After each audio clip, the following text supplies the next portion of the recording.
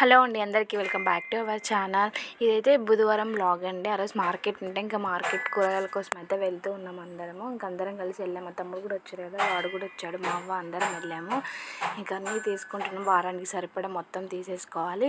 మా పెద్ద బాబుకి కళ్ళు అయితే తగ్గిపోయినాయండి, ఇప్పుడు బాగున్నాయి. ఆ రోజు కొంచెం మంటగా డ్రాప్స్ వేసిన తర్వాత సిరప్ వేసిన తర్వాత చాలా బాగున్నాయి.